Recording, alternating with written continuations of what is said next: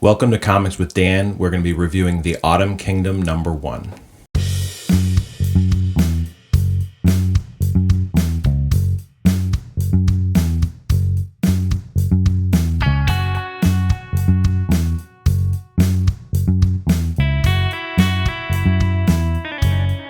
The Kier family is on a getaway to a cabin in the forest so that Andrew Kier can finish his dark fantasy novel. His daughters Sommer and Winter are extremely involved in the writing process, following every single chapter that he writes as he writes it, but they're about to get more involved than I think they ever realized they would. In this Swedish forest, the girls find a bunch of these strange statues of goblins and elves, all the different characters that they find in their dad's fantasy novel. In the night, the girls' parents are snatched away by creatures found in the forest, and the girls will have to go to great lengths to get them back. The Autumn Kingdom, published by Oni Press, is a fantasy book about a fantasy book. It seems that the protagonists here are used to all the ins and outs of the fantasy world, but are about to realize how real it all really is. The Kier family is extremely happy. I was half expecting to see sort of this disgruntled and dysfunctional family on their way to a cabin, the girls not wanting to go, having, issues with their parents or with each other or, whatever.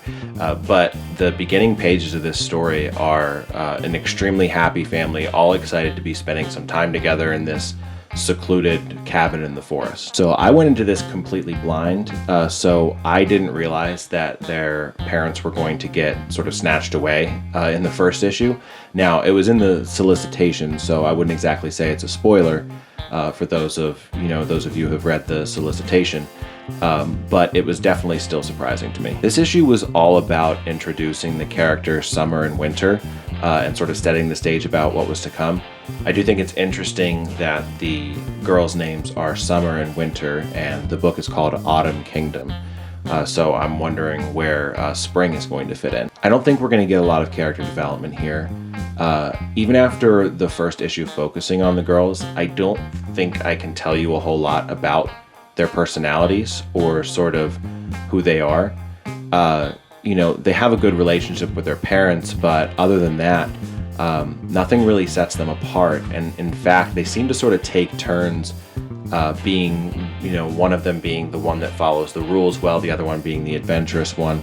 But there doesn't seem to be a sort of established, Sommer is the one that behaves and follows the rules, and Winter's the one that is adventurous and goes out and explores.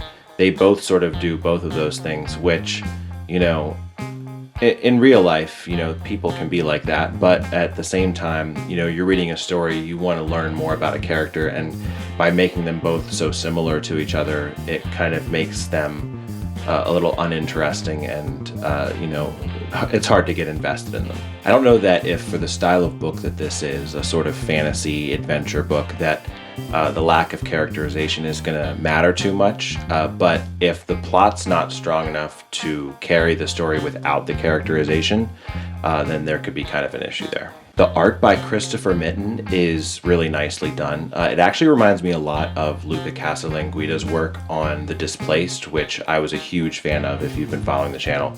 But I think Casalanguida's inks are a little bit better. They're a little more fuller, which I think works to his advantage. Mitten has some sort of off-looking faces here.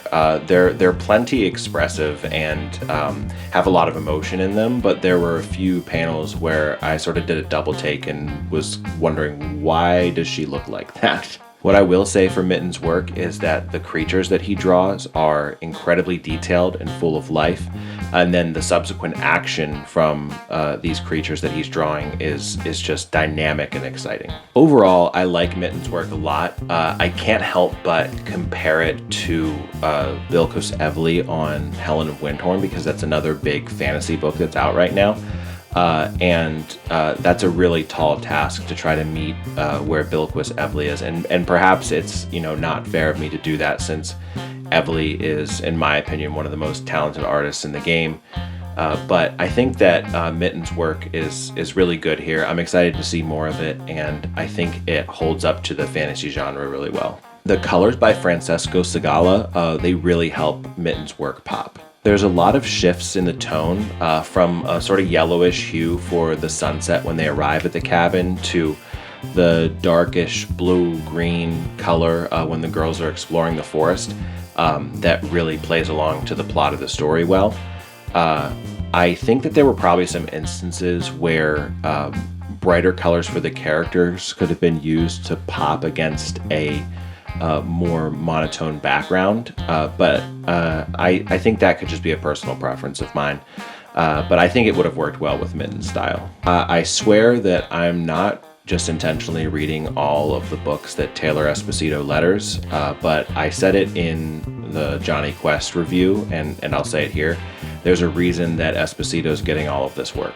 The one thing I noticed about Esposito's letters is he's taking bite-sized lines of dialogue and parsing them out into connected balloons.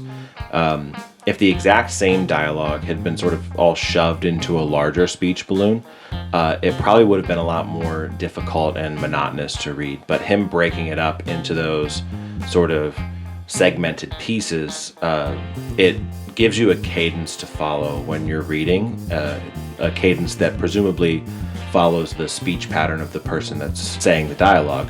But not only that, but it keeps it fresh and exciting, and you move from one thing to the next, which is what you want in sequential storytelling like comics. So the sound effects here were awesome, and anyone that has watched any of my videos know that I love good sound effects. So Esposito crushes it again here. The Autumn Kingdom #1 is in stores September 4th, published by Oni Press. And it's going to satisfy that fantasy itch that you have. I gave this book 3.5 out of 5 stars because it's mostly set up, and I haven't gotten quite attached to the characters yet. But I think that the story that the creative team is teeing up has a ton of potential. I think it could be really interesting, and I'm absolutely checking out issue #2. Make sure you like the video, make sure that you subscribe, check out my other videos here, and thank you for watching.